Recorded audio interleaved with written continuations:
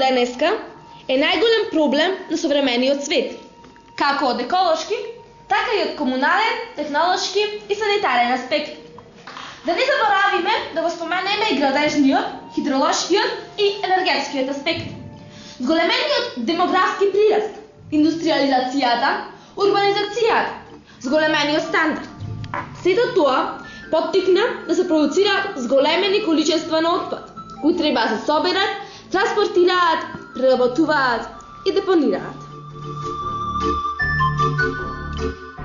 Во град со над 76.000 жители, месечно ќе биде затрупан во отпад, доколку тој правилно не се селектира, транспортира и преработува. Според порадоците од ЈКП Комуналец, од градот месечно се собираат 2142 тони органски отпад, преку 52 тони хартија, 9 тони пластика, 4 тони најлон, 40 тони стакло, 463 тони земја, 69 тони текстил и 7 тони филтри од цигари. Неорганскиот отпад уште во домаќинството да се селектира.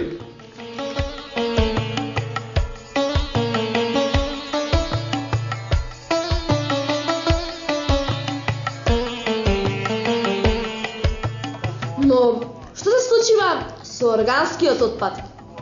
69 тони дневно. 69 тони дневно неискористени се фрлаат во оваа депонија. Органскиот отпад содржи јеглерод како свој основен елемент. Него го сочинуваат остатоци од овошје, зеленче, растенија, храна и слично. Овој отпад може со еколошки прифатливи третмани да се доведен во облик кој е корисен за животната средина, но и до економска и заработувачка.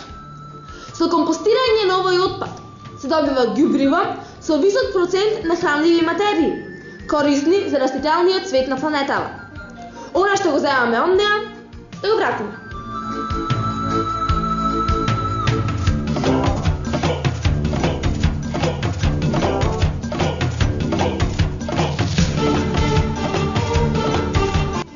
ЈКП Комуналец има изготвено план и програма за преработка на овој отпад.